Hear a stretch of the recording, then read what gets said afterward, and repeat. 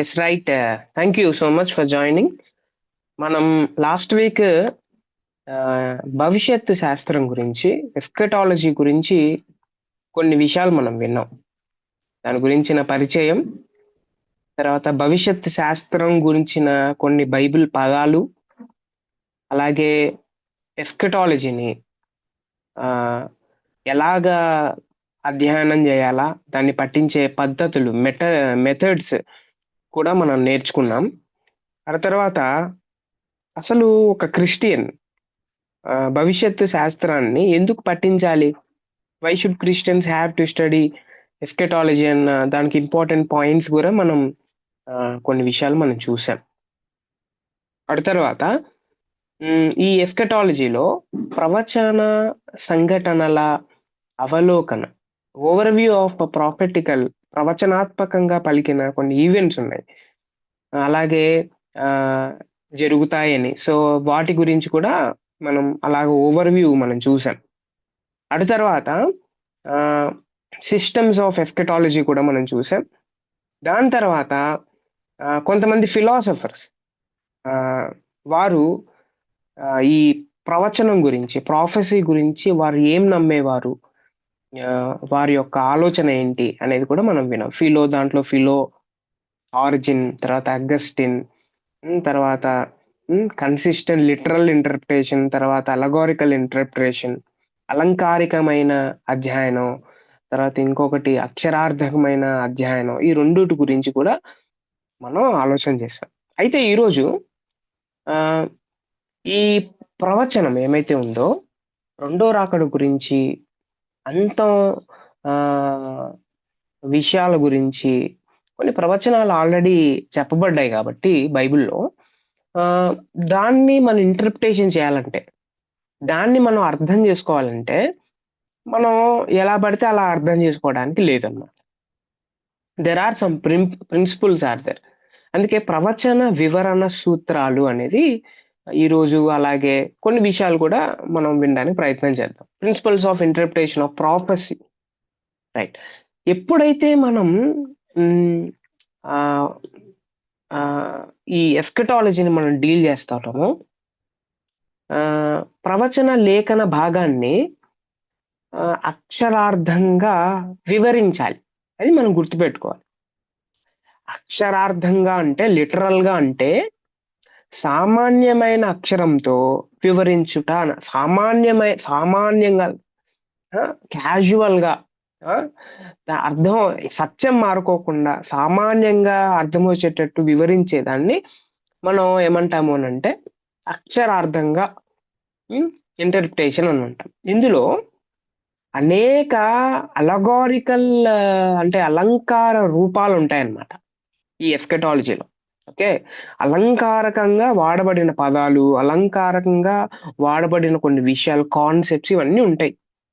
Okay, అయితే అది అలంకారికంగా ఉన్నా కూడా, ఓకే, కానీ వాటి వెనుక, అది ఎందుకోసమైతే చెప్పారో వాటి వెనుక లిటరల్ అర్థం అంటే అక్షరార్థమైన సత్యం ఉంటుందని మనం గుర్తుపెట్టుకోవాలి.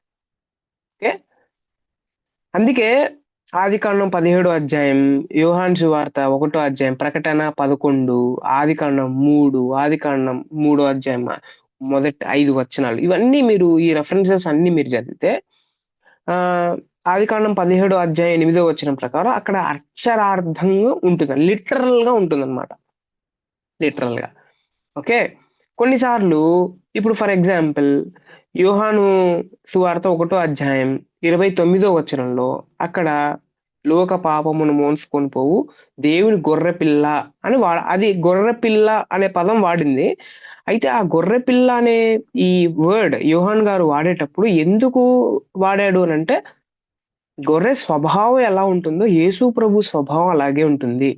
గొర్రె ఎలాగైతే బలి ఇస్తారో అలాగే యేసు ప్రభువు కూడా తన్ను తాను బలి అర్పించుకోవడానికి ఈ లోకానికి వచ్చాడని అలంకారికంగా యేసుక్రీస్తు ప్రభు వారికి ఇంకొక పదం వాడబడింది అలంకారికంగా, అలగోరికల్ గా. అది అంటే కొన్నిసార్లు లిటరల్ ఇది ఇంటర్ప్రిటేషన్ చేయాలా నేను, లేకపోతే అలగోరికల్ గా అంటే అక్షరార్థంగా, లేకపోతే అలంకారికంగా నేను అర్థం చేసుకోవాలా అనేది కొంచెం మనం చాలా సీరియస్‌గా బైబిల్ అధ్యయనం చేస్తే తప్ప మనకు అర్థం కాదు. అందుకే బైబిల్ చదవడం అనేది చాలా సీరియస్‌గా ఆహ్, ఆహ్, పరిశుద్ధాత్మ సహాయంతో మనం ఆలోచన చేయకపోతే, కొంచెం సీరియస్‌గా మనం తీసుకోకపోతే, మనం కొన్నిసార్లు తప్పుగా అర్థం చేసుకోవడానికి అది దారి తీస్తుందనేది మనం అర్థం చేసుకోవాలి. ఓకే. రైట్? తర్వాత మిగతా రెఫరెన్సెస్ గూడా ఉన్నాయి. అది మీరు లిటరల్‌గా అదే. మీరు వాక్యం చదివిన తర్వాత ఇది అలంకారికంగా చెప్పబడిందా? లేకపోతే అక్షరార్థంగా చెప్పబడిందా? అనేది మనం అర్థం జేసుకోవాలి. ఓకే. యాహ్! రెండోదేంటి అనంటే అలాగా యాహ్! ఇప్పుడు లిటరల్‌గా నాకర్థమైపోయింది. ఇక్కడుంది లిటరల్‌గా. సో, నాకర్థమైపోయింది అనడానికి లేదనమాట. మనం ఇంకో పని గూడా జేయాలి. అదేంటి అనంటే, ఒక ప్రవచనాన్ని మరొక ప్రవచనంతో పోల్చి వివరించాలి. పోల్చి అర్థం జేసుకోవాలి. ఓకేనా? ఒక వాక్యం నాకు సరిగ్గా అర్థం గాకపోతే నేనేం జేయాలి అనంటే, దీని గురించే, ఈ కాన్సెప్ట్ గురించే, లేకపోతే ఈ ప్రవచనం గురించే ఇంకొక ప్రవచనం గూడా ఉంటుంది. అక్కడికెళ్ళి నేనేం జేయాలంటే పోల్చి 2 ప్రవచనాల్ని, ఈ 2 వాక్యాల్ని నేను పోల్చి చూసి అర్థం జేసుకోవడానికి ప్రయత్నం జేయాలి. అర్థమవుతుంది గదా! అందుకే మీరు ప్రకటన గ్రంథం 20వ అధ్యాయం చదివేస్తే చదివిన తర్వాత, అధ్యయనం చేసిన తర్వాత, తర్వాత వెంటనే ఆ 20వ అధ్యాయాన్ని నేను యెషయా గ్రంథంలో ఉన్న ఆ ప్రవచనంలో, దానియేలు గ్రంథంలో, లేకపోతే ఇర్మియా గ్రంథంలో ఉన్న ఆ ప్రవచనాలతో పోల్చి చూస్తే, ఓహో! ఇదా అర్థం అది అనేది మనకు అర్థమవ్వడానికి ప్రభు మనందరికి సహాయం చేస్తాడు. పోల్చి పఠించాలి. ఇది మనం అర్థం చేసుకోవాలి. ఓకే. రెండోది ఫస్ట్‌దేంటి అలంకారికంగా ఉందా ఇది? లేకపోతే అక్షరార్థంగా ఉందా ఇది? నేను ఏం అర్థం జేసుకోవాలి? అది ఫస్ట్ పాయింట్. రెండోది ఏంటి అనంటే, నాకు సరిగ్గా అర్థం కాలేదనుకో, నెక్స్ట్ స్టెప్ ఏంటి అనంటే, నేను వేరే వాక్యాలు దీని గురించి ఏమైనా చెప్తున్నాయా? ఈ కాన్సెప్ట్ గురించి. దేవుడు ఇంకొక చోట దీని గురించి ఏమైనా రాయించాడా? అనేది నేను పోల్చి పట్టిస్తే నాకు అర్థమైద్దనమాట. రైట్? అండ్ థర్డ్ పాయింట్ ఏంటి అనంటే, ప్రిన్సిపల్స్ ఆఫ్ ప్రొఫెసీలో interpret in light of possible time intervals. Okay. సమయ సాధ్య ఆహ్, విరామ విరామముల వెలుగులో వివరించాలి. టైమ్ గ్యాప్‌ని మనం గుర్తుపెట్టుకోవాలన్నమాట. ఓకే. జెకర్యా 9 అధ్యాయం 9 వచనంలో యేసుక్రీస్తు మొదటి రాకడ గురించి చెప్పబడింది. జెకర్యా అదే 9 అధ్యాయం వెంటనే 10 వచనం మీరు చదివితే అది రెండో రాకడ గురించి చెప్పబడింది. అర్థమవుతుంది గదా! రెండో రాకడ గురించి. 9 ఈ 9 వచనం లేకపోతే 10 వచనం ఈ మధ్య ఓకే. జెకర్యా గ్రంథం 9 అధ్యాయం ఎవరైనా చదువుతారా? ఎవరిదైనా బైబిల్ ఉంటే మీ దగ్గర జెకర్యా గ్రంథం 9 అధ్యాయం 9 వచనం అలాగే 10 వచనం. ఎనీబడీ? హ్మ్. ఎనీబడీ? జెకర్యా 9 అధ్యాయం 9 వచనం అలాగే 10 వచనం. ఎవరైనా ఉన్నారా? సియోను నివాసులారా హ్మ్. బహుగా సంతోషించుడి. హ్మ్. యెరూషలేము నివాసులారా ఉల్లాసముగా ఉండుడి. నీ హ్మ్. రాజు నీతిపరుడును, రక్షణ గలవాడును, దీనుడినై హ్మ్. గాడిద పిల్లనెక్కి నీ యొద్దకు వచ్చుచున్నాడు. ఇది ఎఫ్ మొదటి రాకడ గురించి చెప్పబడింది. యేసుక్రీస్తు మొదటి రాకడ. 10 వచనంకెళ్ళండి. ఎఫ్రాయిములో ఆ! రథములుండకుండా నేను చేసేదను. హ్మ్. యెరూషలేములో గుర్రములు లేకుండా చేసేదను. ఆ! యుద్ధపు విల్లు లేకుండా పోవును. నీ రాజు ఆ! సమాధాన వార్త అన్యజనులకు తెలియజేయును. సముద్రము ఆ! నుండి సముద్రం వరకు, యూఫ్రటీసు నది మొదలుకొని భూదిగంతముల వరకు అతడు ఏలును. ఇదేంటి అనంటే, యేసు ప్రభు యొక్క రెండో రాకడ గురించి జెకర్యా గారు ప్రవచనాత్మకంగా రాసిన మొదటి రాకడ గురించి 9 వచనంలో ఉంటుంది. రెండవ రాకడ గురించి 10 వచనంలో ఉంటుంది. సో, ఇప్పుడు నేను ఈ ఈ ఎస్కటాలజీ చదివేటప్పుడు నేను 9 వచనానికి మొదటి రాకడ, 10 వచనానికి రెండో రాకడ టైమ్ గ్యాప్ ఉందా లేదా? చాలా టైమ్ గ్యాప్ ఉంది. చాలా టైమ్ గ్యాప్ ఉంటుందన్నమాట. ఆ టైం గ్యాప్‌ని నేనేం చేయాలి అనంటే అర్థం చేసుకొని గమనించాలి. గమనించి నేనేం జేయాలి అనంటే, ఇదిగో 9 వచనం దీని గురించి చెప్తా ఉంటే, 10 వచనం రెండో రాకడ గురించి చెప్తా ఉంది. అయితే ఈ రెండో రాకడలో ఈ విషయాలు జరగాలి అనంటే ఏమేం జరుగుతాయంటే అని నేను ఫస్ట్ గమనించి, తర్వాత దానికి అనుగుణంగా నేనేం చేయాలంటే దాన్ని వివరించాలి. ఇది మనం అర్థం జేసుకోవాలి. ఊరికే అలాగా ఒక వచనం చదివేసి తర్వాత దాని గురించి నేను ఈజీగా నేను వివరించడానికి ప్రయత్నం చేయొచ్చు. అయితే అందులో సత్యం ఉండాలి. దాంట్లో టైమ్ గ్యాప్ ఏంటి? ఇది అలంకారికంగా చెప్పబడిందా? ఇది అక్షరార్థంగా చెప్పబడిందా? రచయిత ఎవరైతే ఉన్నారో పరిశుద్ధాత్మ దేవుడు ఏ ఉద్దేశంతో ఈ వాక్యాన్ని రాయించాడు? ఎవరికి రాయించాడు? ఈ వాక్యం రాయించిన మొదటి వారుంటారు గదా! వారు ఈ వాక్యాన్ని ఎట్లా అర్థం చేసుకున్నారు వాళ్ళు? అయితే ఇప్పుడు నేను ఈ వాక్యాన్ని ఎలా అర్థం చేసుకోవాలి ఈ రోజుల్లో? అనేది నేను చాలా, చాలా సీరియస్‌గా ఆలోచన చేస్తే తప్ప, పరిశుద్ధాత్మ దేవుడు సహాయం చేస్తే తప్ప, నాకు ఇలాంటి విషయాలు అర్థమయ్యే ప్రసక్తే లేదు అనేది మనం అర్థం చేసుకోవాలి. అయితే ఈ రోజుల్లో అదే. ఈ రోజుల్లో చాలామంది చేసే తప్పేంటి అనంటే, నాకు వాక్యం అర్థమైపోతుందబ్బా! నాకర్థమైపోతుంది అని చాలా ఈజీగా మాట్లాడేస్తూ ఉంటారు. ఈజీగా మాట్లాడేస్తూ ఉంటారు. హ్మ్. ఒకవేళ అర్థమైపోతే, అలాగే అర్థమైపోతే మొదటి శతాబ్దంలో లేకపోతే ఈ ఈ గ్రంథం ఎవరికైతే రాసారో వారు ఈ ఈ వాక్యాన్ని నాలాగే అర్థం చేసుకుంటున్నారా వాళ్ళు కూడా? మరి వారు ఎలా అర్థం చేసుకుంటున్నారు? నేనెలా అర్థం చేసుకుంటున్నాను? వారికి, నాకి తేడా ఏంటి? వారు తెలుసుకున్న సత్యం నాకెందుకు ఈరోజు అర్థం కావట్లేదు? ఇవన్నీ నేను అర్థం చేసుకుంటే, అప్పుడు వాక్యం అనేది తేనె కన్నా తియ్యగా ఉంటుంది అనేది మనం అర్థం చేసుకోవచ్చు. వాక్యం కొంతమందికి చేదుగా ఉండడానికి కారణం ఏంటి అనంటే, వాక్యం మీద శ్రద్ధ లేక, వాక్యాన్ని సరిగ్గా అర్థం చేసుకోక, ఎలాగ పఠించాలో, ఏ మెథడ్ యూజ్ చేయాలో ఇంకో మాటలో చెప్పాలంటే వాక్యం పట్ల వారికి సీరియస్‌నెస్ లేదు కాబట్టి ఇలాగా తయారవుతున్నారు. ఈ రోజుల్లో మీరు ఈ మోడర్న్ ఏజ్‌లో చూస్తే వాక్యం చదివే వాళ్ళు చాలా తక్కువ. వాక్యం చదివే వాళ్ళు చాలా తక్కువ. చాలా చాలా తక్కువ. వాక్యాన్ని ఎవ్వరు చదవరు. ఎందుకు అనంటే చాలా చోట్లకి వాక్యం వచ్చేసింది. రీల్స్‌లోకి వాక్యం వచ్చేసింది. యూట్యూబ్స్‌లో గూడా వాక్యాలొచ్చేసాయి.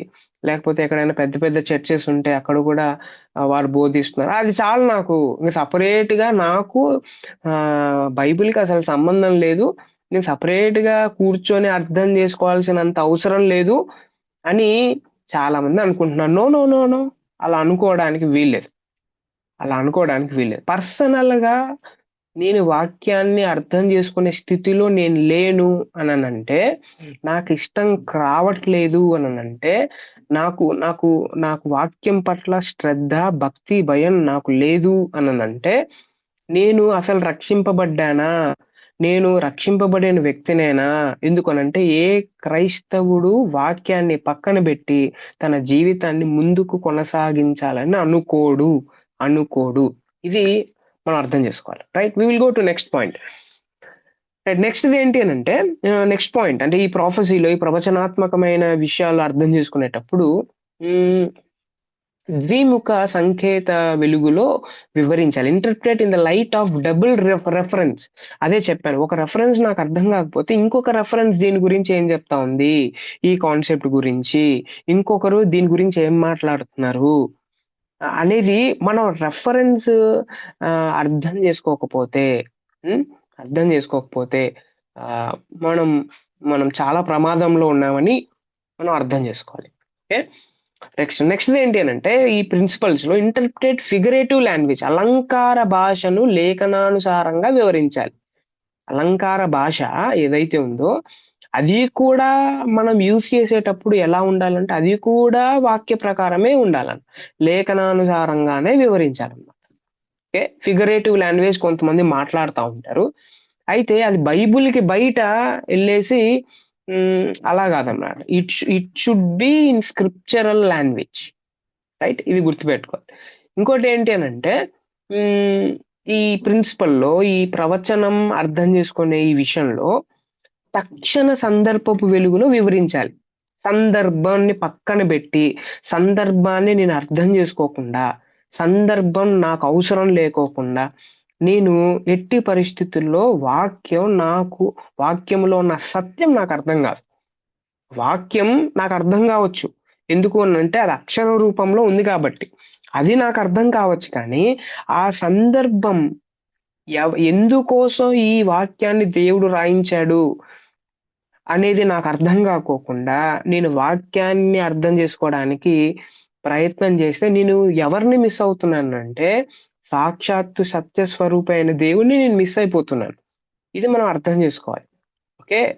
Immediate context is more important. ఇంకోటేంటి అనంటే, కొన్నిసార్లు ఇమ్మీడియేట్ కాంటెక్స్ట్‌లో వస్తాయి. అదే ఇమ్మీడియేట్ కాంటెక్స్ట్‌లో. ఓకే. కొన్నిసార్లు లార్జర్ కాంటెక్స్ట్ ఉంటుందన్నమాట. సందర్భం చాలా పెద్దగుంటుంది. ఆ సందర్భాన్ని కూడా నేను అర్థం జేసుకోవాలి. ఓకే. కొన్నిసార్లు ఎలా ఉంటుందనంటే చారిత్రాత్మకమైన దాన్నేమంటారు సందర్భం కూడా ఉంటుంది. ఓకే. రైట్. చరిత్రాత్మకమైన, సంస్కృతకమైన సందర్భ వెలుగులో గూడా మనం ఇవన్నీ ఉంటాయి. వాక్యాలను అంత ఈజీగా నాకర్థమైపోతుందని కాదు. నేను హిస్టారికల్‌గా ఆలోచన చేయాలి, కల్చరల్‌గా ఆలోచన చేయాలి. ఇమ్మీడియేట్ కాంటెక్స్ట్ ఉందా? లేకపోతే లార్జర్ కాంటెక్స్ట్ ఉందా అక్కడ? ఇది ఫిగరేటివ్ లాంగ్వేజా? లేకపోతే ఇది అలగోరికల్ లాంగ్వేజా? ఇది లిటరల్ ఇవన్నీ ఆలోచన చేస్తూ నేను అర్థం చేసుకున్నట్టే that will be a fruitful interpretation అన్నమాట. Fruitful interpretation. Okay. Right.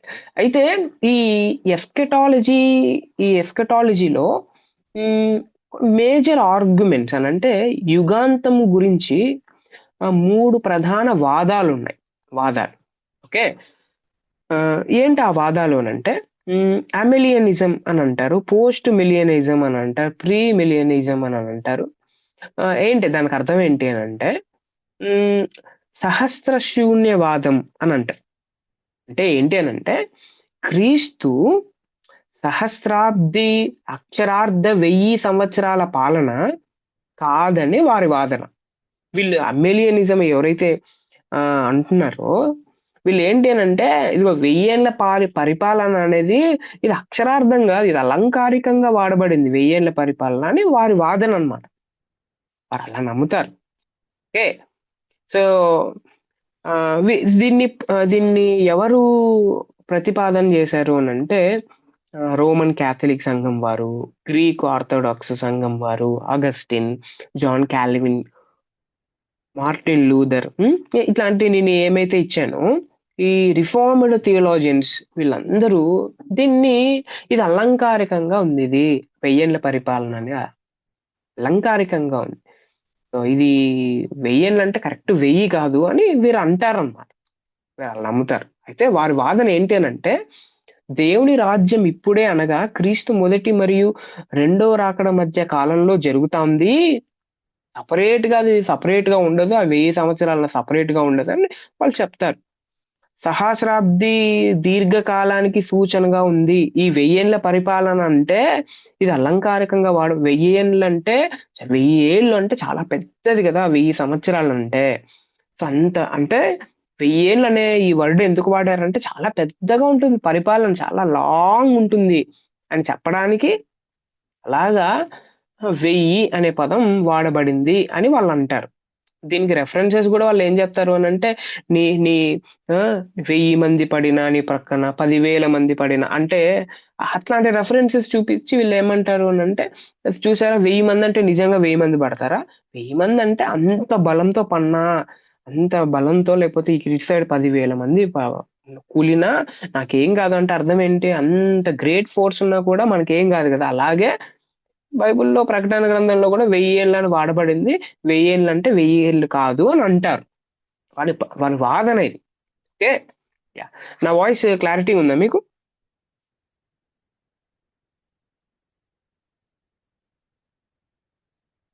Yeah yes అన్న. Yeah right. Yes, thank you.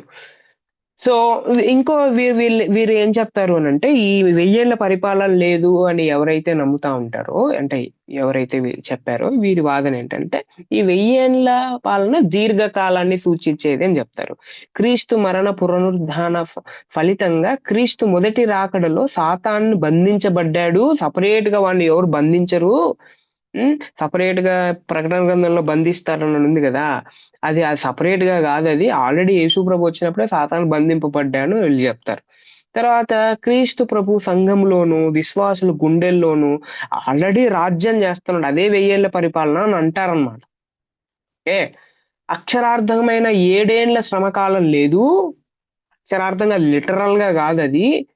7 అని అంటే చాలా పెద్దది కదా, 7 సంవత్సరాలు అంటే చాలా పెద్దది. అట్లా అంత ఎక్కువ రోజులు ఎక్కువ సంవత్సరాలు శ్రమకాలం ఉంటుంది అని అని వారి వాదన అన్నమాట.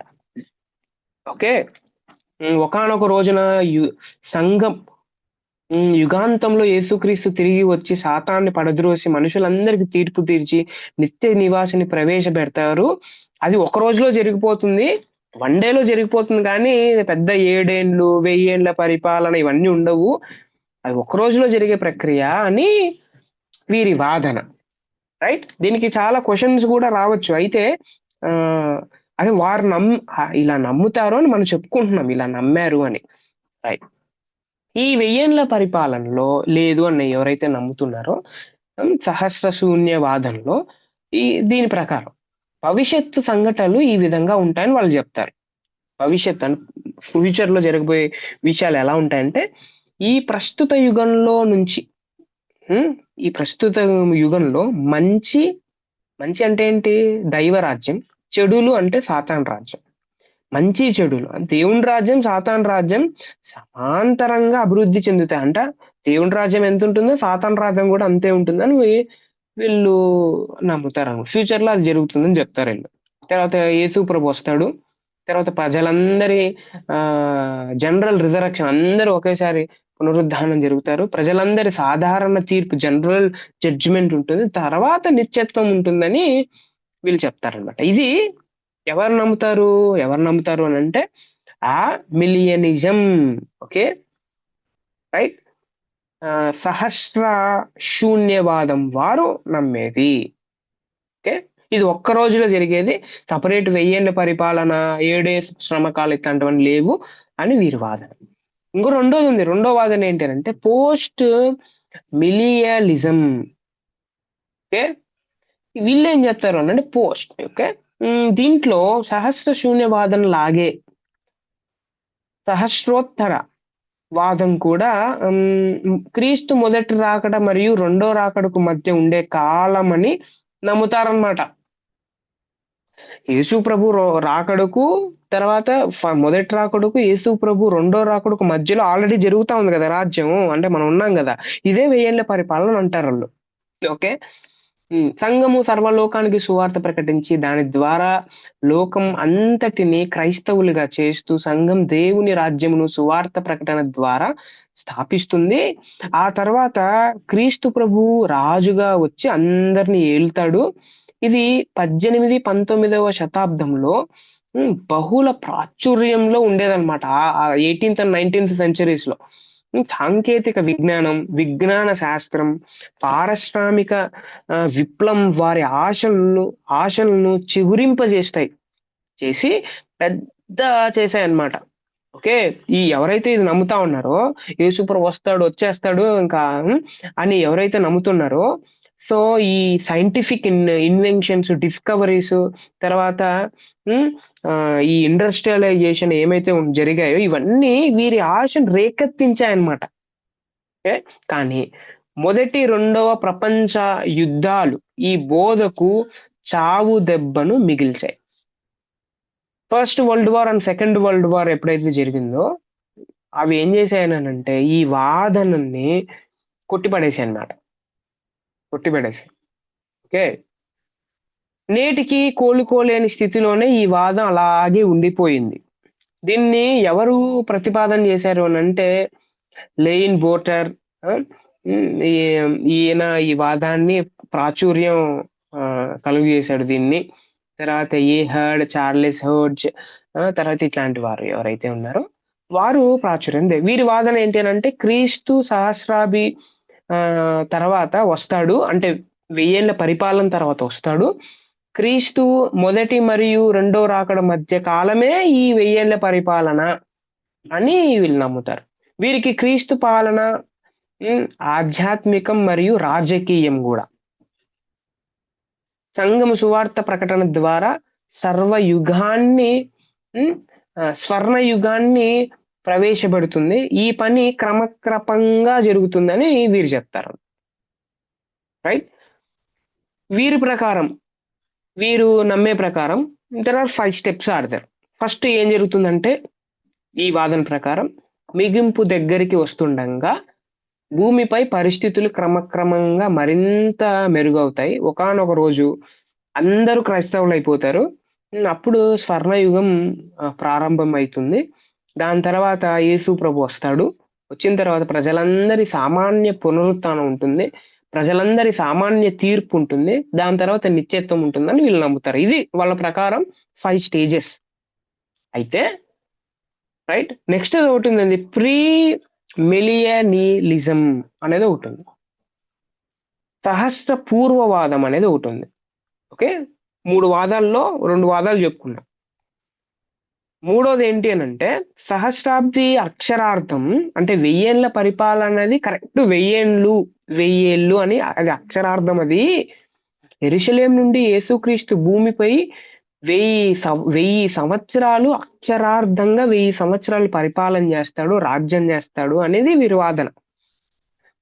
దీన్ని ప్రతిపాదన చేసిన వాళ్ళు ఎవరు అని అంటే, దీని ప్రతిపాదకులు ఎవరంటే ఆదిమ సంఘం, బైబిల్లో ఉన్న ఆదిమ సంఘం, సంఘ పితరులైన ప్లెవేయస్, తర్వాత రోమా వాడైన క్లెమెంట్, ఇగ్నేషియస్, తర్వాత Polycarp, Justin Martyr, JN Darby. So ఇట్లాంటి వాళ్ళు ఎవరైతే ఉన్నారో వీళ్ళందరూ ప్రతిపాదన చేశారు ఇది అక్షరార్థం ఇది అని చెప్తారు. అంటే వీరి వాదన ఏంటి అని అంటే క్రీస్తు రెండవ రాకడ 1000 ఏళ్ల పరిపాలనకు ముందే జరుగుతుంది అని వీరి వాదన. 1000 ఏళ్ల పరిపాలన ఈ లోకంలో యేసు ప్రభు రెండోసారి వచ్చి పరిపాలన చేయకముందే యేసు ప్రభు వస్తాడు, దాని తర్వాత 1000 ఏళ్ల పరిపాలన ఉంటుంది అని వీరు నమ్ముతారు. వాస్తవానికి క్రీస్తు భూమి మీదికి రెండవసారి వచ్చుట తోడనే ఆయన 1000 ఏళ్ల పరిపాలన ప్రారంభిస్తాడు. ఇది 7 ఏళ్ల శ్రమకాలం జరిగిన తర్వాత జరుగుతుంది అని వీరు చెప్తారు. తర్వాత ఇంకోటి ఏంటి అనంటే యేసుక్రీస్తు ప్రభువాడు క్రమేపీ రాడు, అమాంతంగా వచ్చేస్తాడు. అంటే ఆయన క్రమక్రమంగా వచ్చేస్తా నెక్స్ట్ వచ్చేస్తాడని తెలియదు, అట్లా కాదనమాట. అమాంతంగా ఉన్నట్టుండి వచ్చేస్తాడు, సాతానుని బంధించి 1000 ఏళ్ల పరిపాలన స్థాపిస్తాడు. ఇశ్రాయేలు దేశంగా దేవుని వైపు తిరుగుతుంది. ఆ దేశం అంతా భూమిపై నీతి, న్యాయం, సంతోషం, సమాధానాలు తో ఆ రాజ్యం ఉంటుంది. క్రీస్తు ప్రభు ప్రస్తుత కాలంలో సంఘ శిరస్సుగా వారిపై రాజ్యం చేస్తా ఉన్నాడు. కానీ ఇది 1000 ఏళ్ల పరిపాలన కాదు ఇది అని వీరు చెప్తారు. సంఘము ఎత్తబడుట విషయంలో వీరికి ఏకాభిప్రాయం లేదనమాట. సంఘం ఎత్తబడుతుందనే విషయంలో ఎవరైతే ఈ ప్రీ మిలియనిజం ఎవరైతే నమ్ముతున్నారో ఏకాభిప్రాయం లేదనమాట. కొంతమంది ముందుగానే ఎత్తబడుతుంది, కొంతమంది తర్వాత ఎత్తబడతారు సంఘము, ఇలాగా వీళ్ళలోనే చాలా బ్రాంచెస్ ఉన్నాయి. ఓకే, ఇంతవరకు అర్థమైంది కదా అందరికి? ఇంతవరకు అర్థమైంది కదా? ఇంతవరకు అర్థమైందా అందరికి?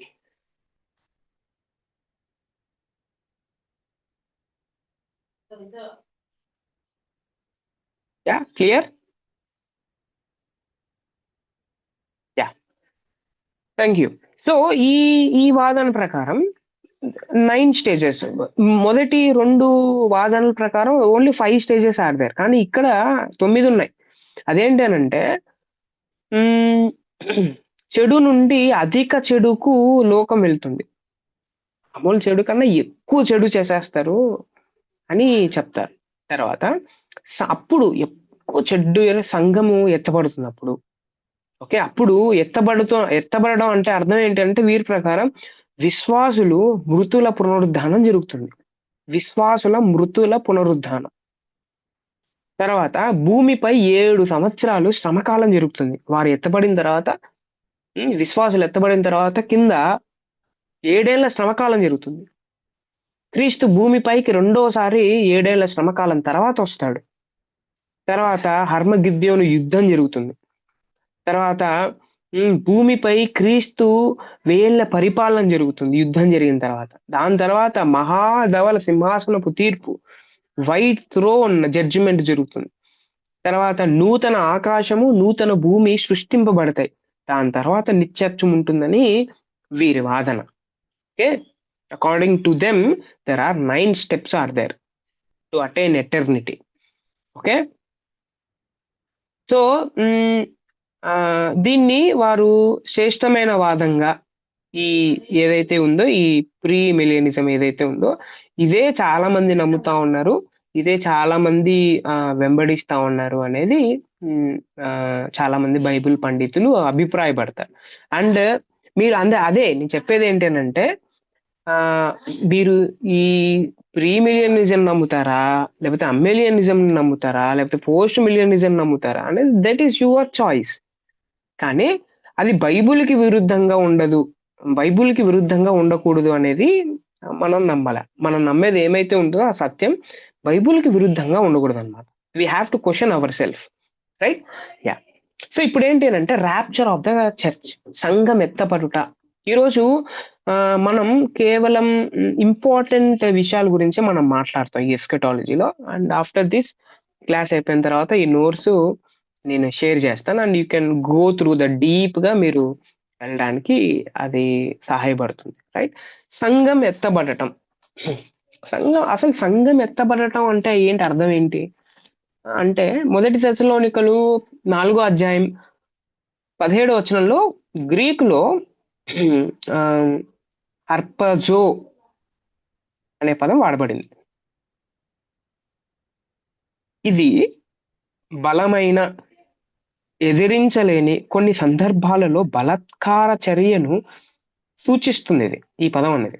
అయితే మత్తయి సువార్త 11వ అధ్యాయం 12వ వచనం ప్రకారం పరలోక రాజ్యం బలాత్కారముతో పట్టబడుచున్నది, బలాత్కారులు దానిని ఆక్రమించుకొనుచున్నారు అని రాయబడింది, రైట్?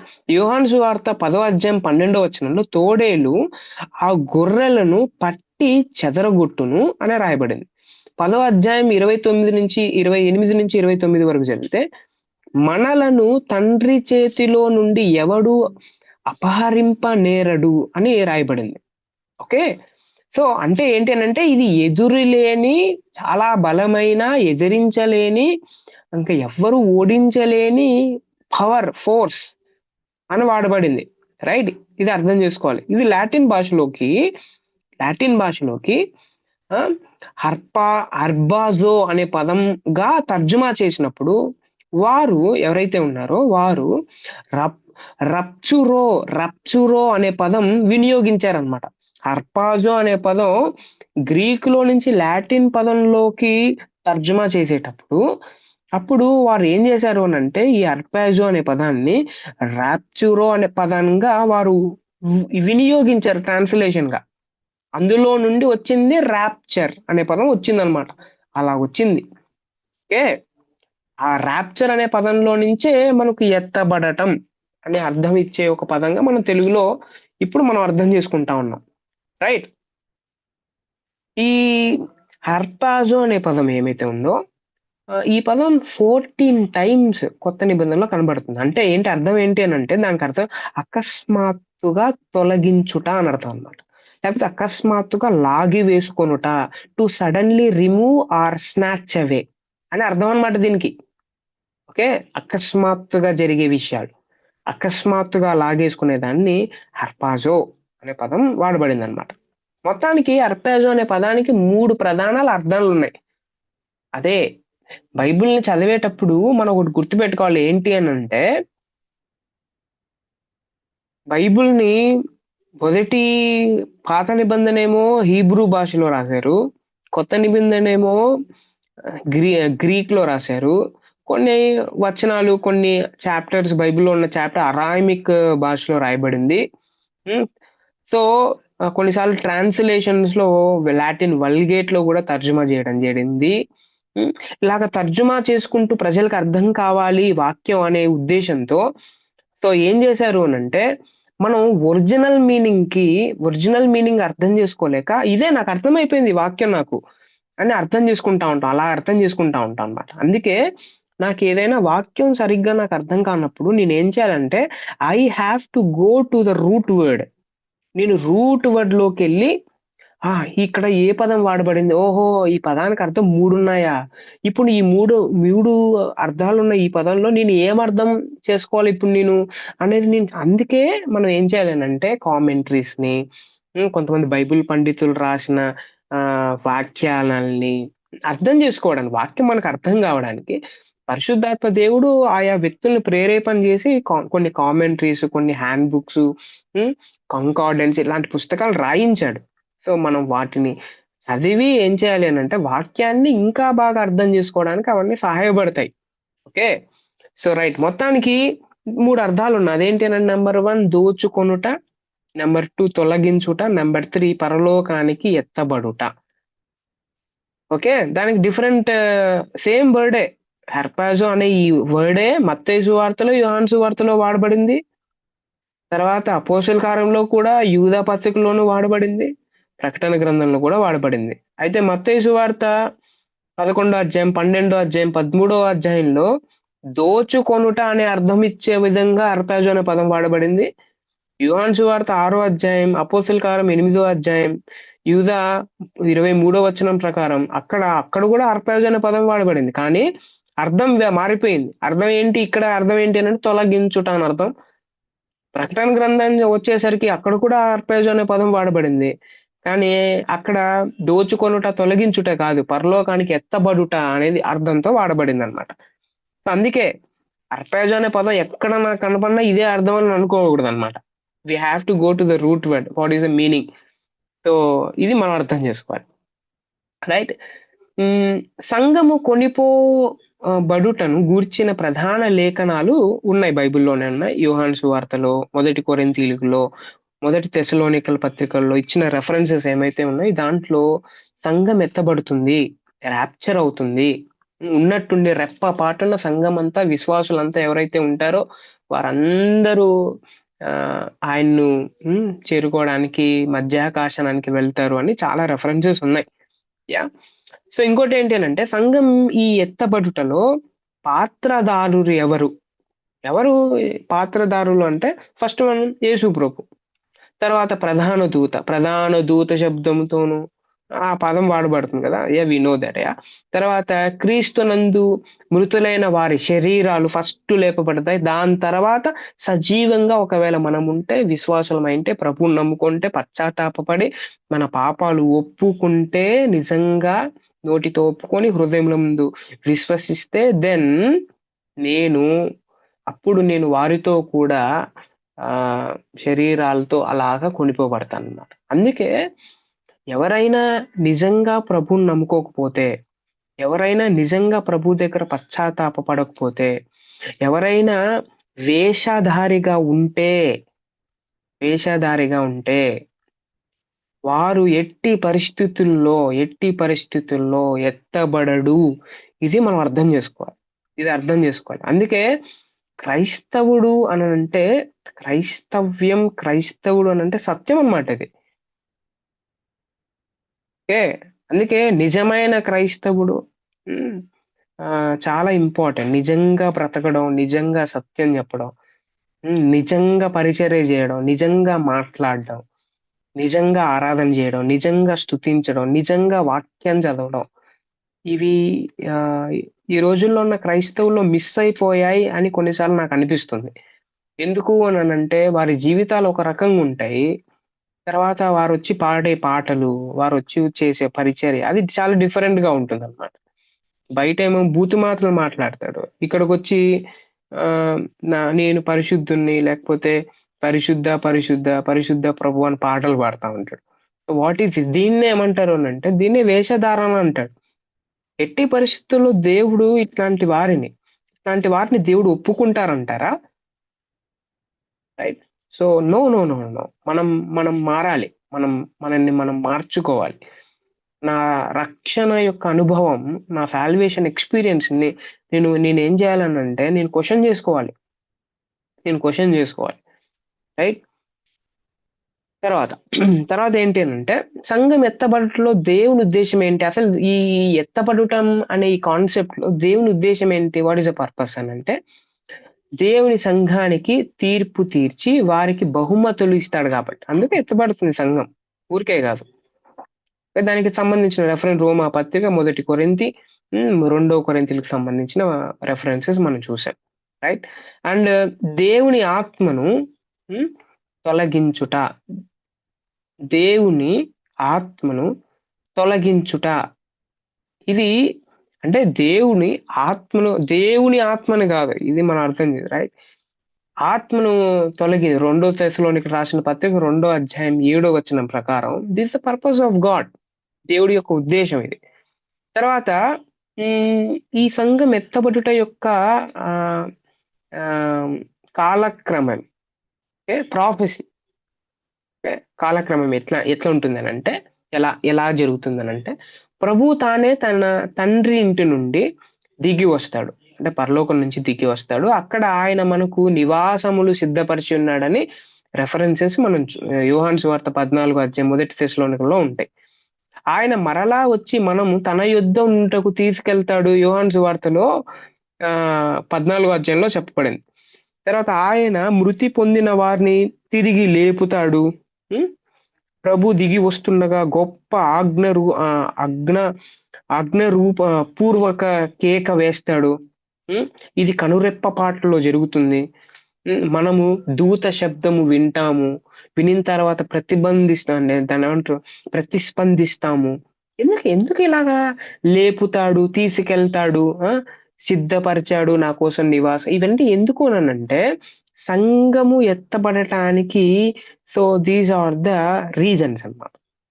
అంటే ఆ మాటలు యేసు ప్రభు కొంతమంది రచయితల ద్వారా, ప్రవక్తల ద్వారా, దూతల ద్వారా ఎందుకు వివరింపజేశాడు అనంటే దిస్ ఈజ్ రియల్, ఇది ఖచ్చితంగా జరగబోతోంది అని చెప్పడానికి. రైట్. అండ్ మనం దేవుని బూర వింటాము, చాలా రెఫరెన్సెస్ ఉన్నాయి, you can go through the. Right. These are the reasons. And ఇంకోటి ఏంటి అంటే సంఘం ఎత్తబడుట యొక్క ఫలితాలు. సంఘం ఎత్తబడితే యూజ్ ఏంటబ్బా, వాట్ ఆర్ ద ఫ్రూట్స్ అని ఒకవేళ క్వశ్చన్ మనం వేసుకుంటే there are some reasons are there. Number 1, క్రీస్తు తన వారి కోసం తిరిగి వస్తాడు, తాను చెప్పిన వాగ్దానం నెరవేర్చబడుతుంది. యేసు ప్రభు అబద్ధం ఆడాడు కదా. యోహాను సువార్త 14వ అధ్యాయం మొదటి 3 వచనాలు ఎవరైనా చదువుతారా? యోహాను సువార్త 14వ అధ్యాయం మొదటి 3 వచనాలు ఎవరైనా చదువుతారా? మీ హృదయమును కలవరపడనీకుడి, దేవుని యందు విశ్వాసించుచున్నారు, నా యందు విశ్వసించుడి. నా తండ్రి ఇంట అనేక నివాసములు కలవు, లేని ఎడల మీతో చెప్పుదును. మీకు స్థలము సిద్ధపరచి వెళ్ళుచున్నాను. నేను వెళ్ళి మీకు స్థలము సిద్ధపరిచిన ఎడల నేనుండి స్థలమును మీరును ఉండులాగున మరలా వచ్చి నా యొద్ద ఉండుటకు మిమ్మల్ని తీసుకుని పోవుదును. ఈ మాట సాక్షాత్తు యేసు ప్రభువే చెప్పాడు, నేను మరలా వస్తాను. ఎలాగైతే యేసు ప్రభు 2026 సంవత్సరాలకు పూర్వం ఈ లోకానికి మనందరి పాపాన్ని భరించడానికి ఈ లోకానికి ఎలాగైతే ఆయన వచ్చాడో అలాగే ఆయన మళ్ళీ వస్తాడు. ఎలాగైతే మొదటి రాకడ జరిగిందో రెండో రాకడ కూడా జరుగుతుంది. అది నెరవేరుతుంది అన్నమాట. అది దీని యొక్క రిజల్ట్. రైట్. అందుకే యేసు ప్రభు ఒకసారి ఈ మాట మాట్లాడతాడు, ఏంటి అని అంటే ఆకాశము గతించిపోవచ్చునేమో కానీ భూమి గతించిపోవచ్చేమో కానీ నా మాటలో ఒక్క పొల్లు కూడా ఒక పుల్లు కూడా పోదు, ఒక పుల్లు కూడా జరగకోకుండా ఆగదు. Okay, so he's eternal, his word is eternal. ఇది మనం అర్థం చేసుకోవాలి. రెండోది ఏంటంటే, రెండో రిజల్ట్ ఏంటంటే మన రక్షణ ముగింపు జరుగుతుంది. మన రక్షణ, ఈ సాల్వేషన్ సంపాదించుకోవడానికి, ఈ సాల్వేషన్ ఉండటానికి మనం కింద మీద పడి చాలా తంటాలు పడుతుంటాంగా. So there will be end for that. మూడోది ఏంటి అనంటే విశ్వాసులందరి ఐక్యత జరుగుతుంది. విశ్వాసులందరూ సార్వత్రికంగా ఎవరైతే ఉన్నారో వారందరి ఐక్యత జరుగుతుంది. These are the results of rapture of church. Okay, అయితే ఈ సంఘం ఎత్తబడతాం. బాగుంది, చాలా మంచిగా చెప్పారు. కాన్సెప్ట్ చాలా సూపర్ గా అనిపిస్తుంది, చాలా బాగా అర్థమైంది నాకు. అయితే నా స్పందన ఎలా ఉండాలి? ఒక విశ్వాసి దీన్ని అంతా అర్థం చేసుకున్న తర్వాత, ర్యాప్చర్ ఆఫ్ చర్చ్ గురించి నేను అధ్యయనం చేసిన తర్వాత, లేకపోతే చదివిన తర్వాత, ఆ కాన్సెప్ట్ నాకు అర్థమైన తర్వాత, నేను ఒకవేళ విశ్వాసిని అయితే నేను ఎలా స్పందించాలి? నా స్పందన ఎలా ఉండాలి అని అంటే ఇలా ఉండాలి. ఓకే, ఎలా ఉండాలంటే నెంబర్ 1, సంఘ కార్యక్రమాలకు క్రమం తప్పకుండా హాజరు కావాలి. సంఘ కార్యక్రమాలు ఏమైతే ఉంటాయో క్రమం తప్పకోకుండా హాజరు కావాల్సిందే. దీంట్లో no second option is there. ఎందుకు అనంటే సంఘాన్ని ఆయన తీసుకొని వెళ్తారు కాబట్టి. Okay, like a community. He will take us. కాబట్టి నేను ఏం చేయాలి అని అంటే సంఘాన్ని పక్కన పెట్టకూడదు అనమాట. కొంతమంది ఏమనుకుంటా ఉంటారంటే సంఘం గురించి కొన్ని తప్పుడు అభిప్రాయాలు ఉంటాయన్నమాట. సంఘానికి ఎప్పుడు వెళ్ళాలా, నేను సొంతంగా సంఘం పెట్టుకుంటాను, అర్థమవుతుంది కదా. తర్వాత నేను అలోన్ గా ఉంటా, నేను ఒంటరిగా ఆరాధన చేసుకుంటా. అక్కడికి పోయి నేను ఆరాధన చేయాలా? ఒంటరిగా నేను చేసేసుకుంటాను. నేను ఒంటరిగా చదివితే నాకు అర్థమైపోయింది, ఒంటరిగా నేను ప్రార్థన చేస్తా. No no no no no no no ఒక వ్యక్తి రక్షింపబడిన తర్వాత మీరు అపోస్తల కార్యంలో పరిశుద్ధాత్మ దేవుడు చేసేది ఏంటి అంటే అలోన్ గా ఉండడం కోసం కాదు ప్రభు మనల్ని అందరిని రక్షించింది. టు బీ ఫెలోషిప్ లోకి. అసలు సంఘం అంటేనే ఫెలోషిప్ అండ్ రిలేషన్షిప్. నేను ఫెలోషిప్ లో ఉండను, నేను రిలేషన్షిప్ లో ఉండను, నేను నేను నేను నేను నేను అసలు ఏ దాంట్లో పార్టిసిపేట్ చేయను అని అంటే I have to question my salvation experience. అందుకే సంఘంలో వారు అలా చేస్తున్నారు, వీరు ఇలా చేస్తారు, అందుకే నాకు నచ్చట్లేదు. నో నో నో ఒకరికొకరు క్షమించుకోవాలి, ఒకరికొకరు గౌరవించుకోవాలి, ఒకరికొకరు తగ్గించుకోవాలి, ఒకరికొకరు వాక్యం చెప్పుకోవాలి, ప్రార్థన చేసుకోవాలి, దేవుణ్ణి స్తుతించాలి, పాటలు పాడాలి, ఇవన్నీ చేయాలంతే. నాకు ఇలా ఉంటేనే ఇలా నో నో నో ఏ మనిషి కూడా ఎప్పుడు పర్ఫెక్ట్ కాడు. ఎవ్వరు పర్ఫెక్ట్ గా ఉండరు. ఒకరికొకరు నేర్చుకోవడంలో ఉంటుంది ఇదంతా. నేర్చుకుంటూ ఉండాలి.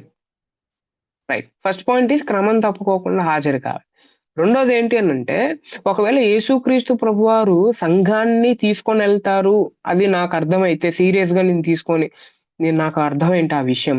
సంఘం ఎత్తబడుటను మనస్సులో పెట్టుకొని ఏం చేయాలి తెలుసా? ప్రభు బల్లలో పాలు పొందుచూ ఉండాలి. ప్రభు బల్లలో సంఘమంతా ఒక్కసారిగా ప్రభు బల్లలో పార్టిసిపేట్ చేస్తారుగా. We have to participate without fail. ప్రభు బల్ల అనేది చాలా ఇంపార్టెంట్. ప్రభు యొక్క బల్ల, ప్రభు యొక్క శరీరాన్ని, ప్రభు యొక్క ద్రాక్షారసాన్ని అంటే ఆ రక్తాన్ని నేను తీసుకునేటప్పుడు ప్రభు నా కోసం ఈ లోకానికి వచ్చి తన శరీరం అంతా నా కోసం విలువపడి రక్తం కార్చి నా పాప విమోచనక ఆయన క్రైదనం అయ్యాడు అని నేను నమ్ముతున్నానుగా. అని నమ్ముతూ స్మరణకు తెచ్చుకుంటూ ఇంకొక పని కూడా చేస్తాం మనం. ఏంటి అని అంటే స్మరణ మాత్రమే కాదు, ఇదిగో మేమందరం సంఘంగా కూడి ఇది చేస్తున్నామే, ఇది చేస్తునేటప్పుడు నాకు ఇంకోటి కూడా అర్థమవుతుంది. ఏంటి అని అంటే ఇదిగో మేమంతా ఎత్తబడతాం ఒక రోజు, ప్రభు మమ్మల్ని తీసుకొని పోతాడు అని నమ్ముతాం అన్నమాట మనం. ఓకే, ప్రభు బల్లలో పార్టిసిపేట్ చేయాలి. మూడోది ఏంటి అనంటే మనుషులందరినీ విశేషంగా విశ్వాసులను ప్రేమించాలి. అందరిని ప్రేమించాలి. అందరిని ప్రేమించాలి. మనుషులందరినీ ప్రేమించాలి. విశేషంగా చాలా ఇంపార్టెంట్‌గా విశ్వాసులందరినీ ప్రేమించాలి. నాలుగోది ఏంటి అనంటే ఓపికతో కనిపెట్టుకోవాలి. ఓపిక. ఓపిక నేర్చుకోవాలి మనందరం. ఓపిక. ఓపికతో ప్రభు వస్తాడు. 2026 సంవత్సరాలైనా ఇంకా రాలే. ఇంకా రాలే. ఇంకా రాలే. ఇంకా రాలేదు. ఇంకా రాలేదు. ఇంకా రాలేదు కాబట్టి 2000 సంవత్సరాలు అయిపోయాయి కాబట్టి ఇంక రాడు. అది పెద్ద అబద్ధం అనుకున్నా. No, no, no, no. Yesu ప్రభువు మొదటి రాకడ నేను క్రిస్మస్ ఎలాగైతే జరుపుకుంటున్నానో, ఒకవేళ క్రిస్మస్ నిజమైతే ఆయన సెకండ్ కమ్మింగ్ కూడా నిజమే. ఆయన సెకండ్ కమ్మింగ్ కూడా నిజమే. దానికోసం ఓపికతో విశ్వాసాన్ని పోగొట్టుకోకుండా, రక్షణను పోగొట్టుకోకుండా, దాన్ని నీతిగా, నిజాయితీగా విశ్వసనీయతతో నేనేం చేయాలంటే కనిపెడుతూ ఉండాలి. అందరికి నేర్పించాలి ఓపికతో ఉండడం. అందుకే ఈ ఎస్కెటాలజీ మనకు నేర్పించేది ఒకటి నేర్పిస్తే ఏంటంటే ఓపికతో ఎట్లా ఉండాలో నేర్పిస్తుంది. అసలు ఓపిక అంటే ఏంటో నేర్పిస్తుంది. ఎందుకంటే ఈ రోజుల్లో ఓపిక తక్కువ. మనుషులు ఓపికగా ఉండడం మర్చిపోయారు. అసలు ఓపిక అంటే లేదు. అసలు వెంటనే ఫాస్ట్‌గా జరిగిపోవాలన్నమాట. స్పాట్‌లో అలా చిటికేస్తే వచ్చేసేయాలి. No, no, no, no. Eschatology మనకు నేర్పించేది ఏంటంటే ఓపిక, ఓపిక, ఓపిక నేర్పిస్తుంది. కుటుంబంలో ఓపిక ఎలా ఉండాలో నేర్పిస్తుంది. సంఘంలో ఓపికగా ఎలా ఉండాలో నేర్పిస్తుంది. సమాజంలో ఓపికగా ఎలా ఉండాలో నేర్పిస్తుంది. ప్రభు యొక్క రెండో రాకడ గురించి తర్వాత ప్రార్థన చేసే విషయంలో, విజ్ఞాపన చేసే విషయంలో ఓపికగా కనిపెడుతూ ఉండటం ఎలాగో మనకు నేర్పిస్తుంది ఎస్కెటాలజీ. యాహ్! తర్వాత ఐదో విషయం ఏంటి అనంటే నా స్పందన ఎలా ఉండాలంటే ప్రత్యేకమైన పవిత్రమైన జీవితం జీవించాలి. యేసు ప్రభువు వచ్చి సంఘాన్ని తీసుకొని పోతాడు అనే విషయం వాళ్ళు నమ్మితే నేను ప్రత్యేకంగా జీవించాలి, పవిత్రంగా జీవించాలి. ప్రత్యేకంగా అండ్ పవిత్రంగా. చాలా స్పెషల్‌గా జీవించాలి. ఇతరుల్లాగా నేను ఉండకూడదు. ఇతరుల్లాగా నేను మాట్లాడకూడదు. ఇతరుల్లాగా నేను నడుచుకోకూడదు. నా చూపులు, నా నా నడవడిక, నా మాటలు, నా వినికిడి I am a special person నా అండ్ అంత మాత్రమే కాదు. ఆ స్పెషాలిటీలో ఇంకోటి కూడా ఉండాలి. అదేంటంటే హోలీనెస్ ఉండాలి. అంటే హోలీనెస్‌తో ఉంటే అదే స్పెషాలిటీ అన్నమాట. సో, ప్రత్యేకంగా పవిత్రమైన జీవితం జీవించని క్రైస్తవుడు అసలు క్రైస్తవుడే కాడు. క్రైస్తవుడే గాడు. ఇతరులకి నవ్వు రావచ్చు. ఎందుకననంటే అవును. కరెక్ట్. అదేంటి అనంటే ఒక వ్యక్తి హోలీనెస్‌తో జీవిస్తున్నప్పుడు ఇంకొక వ్యక్తి హోలీనెస్‌లో ఉండడు గాబట్టి, ఆ వ్యక్తి చెడు స్వభావంలో ఉన్నాడు కాబట్టి, పవిత్రతను చూసి ఈ వ్యక్తికి నవ్వొస్తుంది. ఓకే. పాపం పరిశుద్ధతను చూసి నవ్వుకుంటుంది. కానీ నవ్వుకున్నంత మాత్రాన అది నిజం కాకోకుండా పోయిద్దా? ఎప్పటికైనా నిలిచేది సత్యం మాత్రమే. పవిత్రత మాత్రమే నిలుస్తుంది. పరిశుద్ధత మాత్రం నిలుస్తుంది. అందుకే దేవుడు నన్ను ఎందుకు రక్షించాడు అనే క్వెషన్ నేనేసుకుంటే నాకర్థం కావాల్సింది ఏంటి అనంటే, నేను పరిశుద్ధంగా ఉండటానికి, నేను పాపిని, నేను ఇట్లాంటి స్వభావం కలిగిన వ్యక్తిని నేను పరిశుద్ధతను చూస్తే నవ్వుకునే స్వభావం నాకుంది. నేను వెక్కిరించే స్వభావం నాకుంది. అయితే నేను పవిత్రంగా జీవిస్తుంటే నాకు నాకు ఏమనిపించాలంటే, ఇతరులు చూస్తే అయ్యో! వీరేంటి ఇలా అయిపోయారు. వీళ్ళ కోసం ప్రార్థన చేయాలి అని నాకనిపించాలి. పరిశుద్ధంగా జీవించాలి. ఇది ఈ రోజుల్లో ఉన్న క్రైస్తవులు 98% ఫెయిల్ అయిపోయారు. 98%. సో, మన హోలీనెస్ పరిశుద్ధంగా జీవించడానికి మనం చాలా కష్టపడాలి. ఇంకోటేంటి అనంటే, ఈ రాప్చర్ గురించి నేను ధ్యానం చేసేటప్పుడు, ఇతరులకు తీర్పు తీర్చడం మానేయండి ఫస్ట్. అలా నో. మనం తీర్పరులు కాదు. ఎందుకనంటే, మన జడ్జిమెంట్‌లో మనం ఇది రైట్, ఇది రాంగ్ అని నేను చెప్తా ఉన్నానంటే, అసలు రైట్ ఏంటో నాకు తెలిస్తేగా. రైట్ అంటే ఏంటో మీనింగ్ కూడా నాకు తెలీదు. అసలు నేనెప్పుడు రైట్‌గా ఉండను. నేనే పాపపు స్వభావం కలిగిన వ్యక్తిని. నేను ఇతరుల దగ్గరికెళ్ళేసి నా మైండ్, నా నోటి మాటలు, నా చూపు, నా వినికిడి ఇవన్నీ ఎప్పుడు కరెక్ట్‌గా ఉండవు. నేను వెళ్ళేసి ఇది రైట్, ఇది రాంగ్ అని నేనెలా జెప్తాను? అందుకే 1 కొరింథీ 4 అధ్యాయం 5 వచనం ప్రకారం తీర్పు తీర్చకుడి. తీర్పు తీర్చే పని మంది కాదు. మనం సజెషన్స్ మాత్రమే చెప్తాం. సజెషన్ ఇలా ఉండాలి, ఇలా ఉండాలని చెప్తాం అంతే. ఆ సజెషన్స్ లో కూడా చాలా తప్పులు ఉంటాయి. ఇంకోటి ఏంటనంటే ఏడోది, మన స్పందన ఎలా ఉండాలంటే వాక్యాన్ని ప్రకటించాలి. వాక్యాన్ని ప్రకటించాలి. మత్తయి సువార్త 28వ అధ్యాయం ప్రకారం మీరు సర్వలోకానికి వెళ్ళి సర్వ సృష్టికి మీరేం సువార్త ప్రకటించి వారిని అందరినీ శిష్యులుగా చేయండి. ఇది ఏంటి అంటే ద గ్రేట్ కమిషన్. ప్రభు మనందరికి ఇచ్చిన ఆజ్ఞ. వాక్యాన్ని ప్రకటించాలి. వాక్యాన్ని. 8వది ఏంటి అనంటే మన స్పందన ఎలా ఉండాలంటే ఎడబాటుకు గురి అయిన వారిని ఆదరించాలి. లోన్లీనెస్ తో ఉంటారుగా, మనమేమో ఫెలోషిప్ లో, రిలేషన్షిప్ లో మనం ఉండి బాగా మనం ప్రభుని ఆరాధన చేసి బాగుంటాం, హ్యాపీగా, జాయ్ఫుల్ గా. అయితే లోన్లీగా కొంతమంది ఉంటారు అనమాట. వాళ్ళకి వెళ్ళి నో నో నో మనం లోన్లీగా ఉండడానికి కాదు దేవుడు మనల్ని పిలిచింది అని వాళ్ళని ఏం చేయాలంటే ఆదరించాలి. That is our duty. 9వది ఏంటి అంటే ఆత్మలను సంపాదించాలి. డబ్బుల్ని కాదు, ఆస్తుల్ని కాదు, ఆత్మలను సంపాదించాలి. ఆత్మలు. ఈ రోజుల్లో మీరు బాగా చూస్తే క్రిస్టియానిటీ ఎలా స్ప్రెడ్ అవుతుంది అని అంటే, ఓకే, బైబిల్ ప్రకారం క్రిస్టియానిటీ కాదు, మామూలుగా క్రిస్టియానిటీ అంటే క్రిస్టియన్ అనే పేరు పెట్టుకున్న వాళ్ళు వీళ్ళు ఏం చేస్తారంటే వీళ్ళు ఆత్మల్ని కాదు సంపాదిస్తా ఉంది, వీళ్ళు ఏం చేస్తున్నారంటే డబ్బుల్ని సంపాదించుకుంటున్నారు, ఆస్తుల్ని సంపాదించుకుంటున్నారు, పేరు ప్రఖ్యాతి సంపాదించుకోవడానికి ట్రై చేస్తున్నారు. మీరు ఎప్పుడైనా గమనించారా?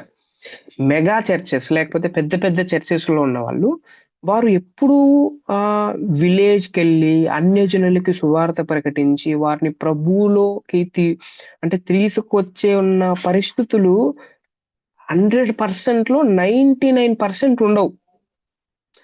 వీరందరూ ఏం చేస్తారు అనంటే ఒక మంచి ప్లాట్ఫామ్ ఎన్నుకొని ఏం చేస్తారు అనంటే ఎక్కడ సాఫ్ట్వేర్ కంపెనీస్ ఉన్నాయి, ఎక్కడ ఇవి ఉన్నాయి అవన్నీ చూసి ఏం చేస్తారు అనంటే అక్కడికి వెళ్ళి ఒక వర్షిప్ సెంటర్ లేకపోతే ఒక ఏదో ఒకటి ఒక పేరుతో ఏదో మీటింగ్ తో స్టార్ట్ చేస్తారు. Then what will happen means because of flash lights చూసి లేకపోతే అక్కడున్న సౌండ్ సిస్టమ్ ని చూసి లేకపోతే సాంగ్స్ సో బ్యూటిఫుల్ వినసం చాలా ఎక్సలెంట్ ఉంటుంది. వీళ్ళందరూ ఎవరంటే కొత్తగా వచ్చిన వాళ్ళు కాదు, వీళ్ళు ఆయా సంఘాల్లో ఎవరైతే ఉన్నారో వారు అక్కడికి చూడ్డానికి వస్తారనమాట. చూడ్డానికి వస్తూ ఏం చేస్తారు అంటే అలాగే మిగతా సంఘాల నుంచి అలాగే లాక్కొని వెళ్ళిపోతారు. అందుకే మీరు బాగా గమనించారా, ఎప్పుడైనా ఈ మెగా పెద్ద ప్రాస్పెరిటీ ప్రీచర్స్ పెద్ద పెద్ద వాళ్ళు ఎవరైతే ఉన్నారో వారి చర్చెస్ అన్ని సిటీస్ లోనే ఉంటాయి, విలేజెస్ లో ఉండవు, సిటీస్ లోనే ఉంటాయి. అది కూడా బాగా ఉద్యోగాలు చేసే చోట అలాంటి ప్లేసుల్లోనే ఉంటాయి అన్నమాట. You have to think about that. మీరు దాని గురించి ఆలోచన చేయాలి. వాట్ ఈస్ హ్యాపెనింగ్ దేర్, అసలు అక్కడ ఏం జరుగుతా ఉంది. We have to think okay. So ఆత్మలను సంపాదించడం అనేది మన గోల్ అయి ఉండాలి. ఆత్మలను సంపాదించడం ఈ రోజుల్లో చాలా కష్టం. ఎందుకనంటే they will have so many questions, చాలా క్వశ్చన్స్ అడుగుతారు. ఎందుకనంటే ఆ రోజుల్లో అయితే ఎడ్యుకేషన్ లేదు కాబట్టి వారు అలాగే చెప్తే ఆ రోజుల్లో ఫుడ్ కావాలి, ఎడ్యుకేషన్ కావాలి, ఆడపిల్లలకు రక్షణ కావాలి, తర్వాత వారికి బట్టలు కావాలి, మంచి ఇల్లు కావాలి, వనరులు కావాలి కాబట్టి వాళ్ళు ఈజీగా వాళ్ళు నమ్మారనమాట. ఈ రోజుల్లో ప్రభు గురించి చెప్తే వెంటనే నమ్మే ప్రసక్తి ఉందా? వెంటనే నమ్మేస్తారా? I don't think so. ఎందుకనంటే we have to answer certain questions. వారు అడిగిన క్వశ్చన్స్ ఏమైతే ఉన్నాయో వారందరూ మంచిగా తెలివిపరులు కాబట్టి, కొంతమంది మనకన్నా చాలా తెలివిపరులు ఉండొచ్చు. We have to answer them. పరిశుద్ధాత్మ దేవుని యొక్క సహాయం లేకోకుండా, అర్థమవుతుంది కదా. సో నేను సరిగ్గా వాక్యాన్ని అధ్యయనం చేయకోకుండా నేను ఎట్టి పరిస్థితుల్లో నేను వారికి వారి ఆన్సర్ కోసం నా దగ్గరికి వస్తే నేను వారికి ఆన్సర్ చెప్పుకోకుండా నీకు అర్థం కాదు, నువ్వు వింటే నువ్వు అవిశ్వాసి కాబట్టి నీకు అర్థం కాదు అని చెప్తే ఇది ఎంత హాస్యాస్పదం. ఇది మనం అర్థం చేసుకోవాలి. ఆత్మలను సంపాదించుకోవాలి. This is my responsibility. And 10th one చూడండి, పరలోకం పైనే మన మనస్సు పెట్టుకోవాలి. ఓకే. 11th వన్ ఏంటి అంటే ఇతరుల కోసం ప్రార్థన చేయాలి. ఓకే. ప్రభువా ఏం ప్రార్థన చేయాలి? ప్రభువా అదిగో నేను ఎలాగైతే నువ్వు వస్తే నేను ఎత్తబడతానో ఆ వ్యక్తి కూడా నాతో పాటు ఉండాలి. సంఘంలో ఆ వ్యక్తి కూడా చేర్చబడాలి. అది నా ప్రార్థన ఉండాలి. అది తర్వాత పరదేశులకు ఆతిథ్యం ఇవ్వాలి. వాక్యం చెబుతూ ఎవరైనా మన ఇంటికొస్తే, వారు నాకు ఫేస్ తెలీదు, నేమ్ తెలీదు, కానీ ప్రభు పేరు చెప్పుకోండి. పరదేశులు నా ఇంటికి నేనేం చేయాలంటే ఆతిథ్యం ఇవ్వాలి. I have to respect them. చివరిది ఏంటి అంటే సంఘ క్షేమాభివృద్ధికై ఆత్మ వరాలను వాడాల. ప్రభు నాకు ఆ ఒక ఆత్మ వరం నాకు ఇస్తే, ఆత్మ వరాల గురించి నేను ఆల్రెడీ న్యూమెటాలజీలో చెప్పాను. ఆ ఆత్మ వరాలు నేను ఏం చేయాలనంటే ఊరికే దాచిపెట్టకూడదు అనమాట. ఆ ఆత్మ వరాల్ని పరిచర్య చేసే వరం, బోధించే వరం, తర్వాత అర్థం చెప్పే వరం, సో చాలా వరాలు ఉన్నాయి కదా. సో ఈ వరాలు నేను ఏం చేయాలంటే సంఘంలో వాడాలి.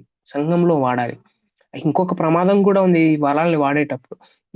ఈ వరం నేను వాడేటప్పుడు నాకు గర్వం వచ్చే ఛాన్సెస్ చాలా ఉన్నాయి. నాకు ఈ వరం ఉంది చూడు అనే గర్వం వచ్చేస్తుంది సడన్ గా. నో, చాలా హంబుల్ గా నేను ఏం చేయాలి అంటే పరిచర్య కోసం నా వరాన్ని ప్రభువుకు మహిమ తెచ్చే విధంగా నేను ఏం చేయాలి అంటే వాడాలి అనేది మనం అర్థం చేసుకోవాలి. రైట్. సంఘం ఎత్తబడుట గురించి చాలా అభిప్రాయాలు ఉన్నాయి. అది నేను నోట్స్ లో పంపిస్తాను. ఆ వాదన గురించి మీరు చదివితే మీకు అర్థమైతే. రైట్.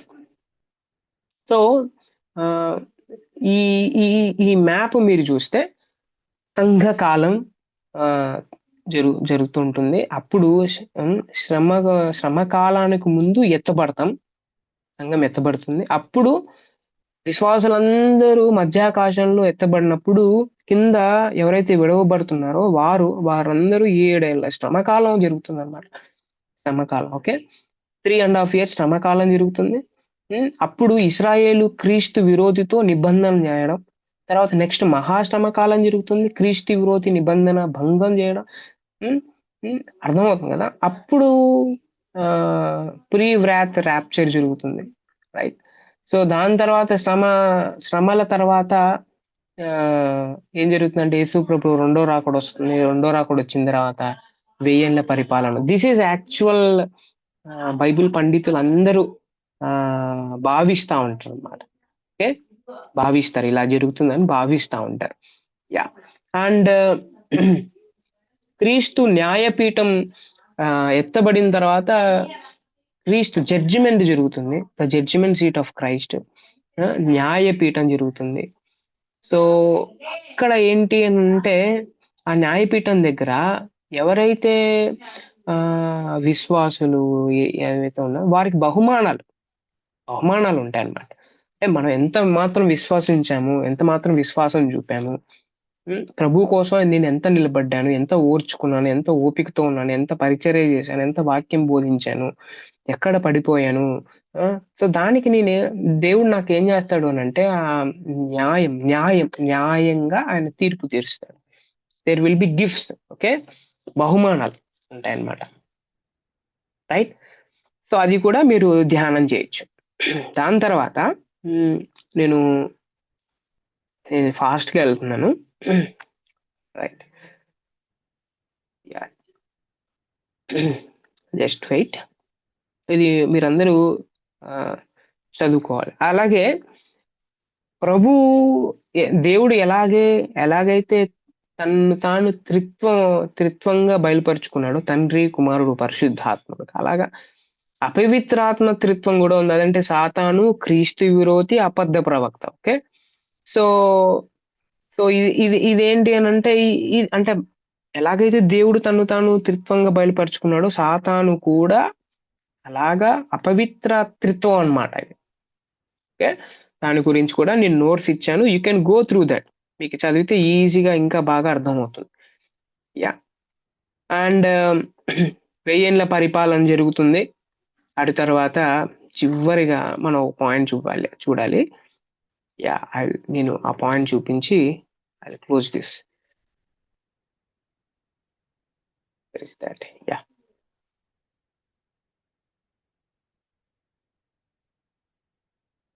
యా ఈ పాయింట్ నేను చూపించాలనుకున్నాను. పరలోకం, నరకం. సో పరలోకం, దేవుని కుడి చేతిలో నిత్య సంతోషం ఉంటుంది పరలోకంలో. నరకం నిత్య ఆ, బాధ, దేవుని నుంచి వేరైపోవడం, ఏడుపు, పండ్లు కొరగడం, ఇట్లాంటివన్నీ ఉంటాయి అన్నమాట. ఓకే, తర్వాత అక్కడ కన్నీరు ఉండదు, పరలోకంలో మరణం ఉండదు, బాధ ఉండదు. ఇక్కడేమో ఏడుపు, మరణం, బాధ ఇట్లాంటివన్నీ ఉంటాయి. తర్వాత ఇక్కడ వెలుతురు గల స్థలం ఉంటే ఇక్కడ చీకటి ఉంటుంది, అక్కడ వెలుతురు, ఇక్కడ చీకటి. తర్వాత ఆ సహచర్య ప్రదేశం ఇది, ఇక్కడి పర్సనల్ ఒంటరిగా బ్రతికే ఒంటరి ప్రదేశం ఇది. సో దానికి దీనికి వ్యత్యాసం చూడండి అన్నమాట. సో వివిధ రకాల బహుమానాలు ఇచ్చు స్థలం పరలోకం అన్నది. ఇక్కడేమో వివిధ రకాల పరిణామాల శిక్ష గల స్థలం ఇది. ఏడోది ఏంటి అని అంటే చివరిగా క్రీస్తు ఎక్కడ ఉంటాడో అదే పరలోకం. ఓకే, ఇక్కడ ఏంటి అని అంటే నరకంలో క్రీస్తు లేని ప్రదేశమే నరకం. అంటే ఈ ఎస్కెటాలజీలో మనం గుర్తుపెట్టుకోవాల్సింది ఒకటి ఉంది. అదేంటి అని అంటే ప్రభు త్వరగా వస్తున్నాడు. నా రక్షణను నేను కోల్పోయానా, లేకపోతే నాకు అసలు నేను రక్షింపబడ్డానా, ఇప్పుడు నేను ఏం చేస్తున్నాను, నేను నిజంగా ఆరాధన చేస్తున్నానా, నిజంగా పరిచర్య చేస్తున్నానా, నిజంగా నేను ప్రభు గురించి ఆలోచన చేస్తున్నానా అనేది ఆలోచన చేసుకోవాల్సిన సమయం ఇది. సో ఈ నోట్స్ మీ గ్రూప్లో షేర్ చేయడం జరుగుతుంది. మీరు జిరాక్స్ చేయించుకొని నీట్గా కూర్చొని go through that and definitely you will learn so many things. చాలా విషయాలు మనం నేర్చుకోవచ్చు. And this is the class for today. ఈ రోజుతో ఎస్కెటాలజీ అయిపోయింది. And from next onwards, next క్లాసెస్లో నుంచి స్త్రీల గురించి, సంఘం గురించి, ఇతర మతాలతో మనం ఎలా మాట్లాడాలి, ఎలా ఉండాలి, వారిని ఎలా గౌరవించాలి మనం, ఇట్లాంటి విషయాలు, తర్వాత తప్పుడు బోధలు ఏమైనా ఉన్నాయా, సో వాటి గురించి కూడా మనం ధ్యానం చేయడానికి ప్రయత్నం చేద్దాం. And thank you so much. Yeah.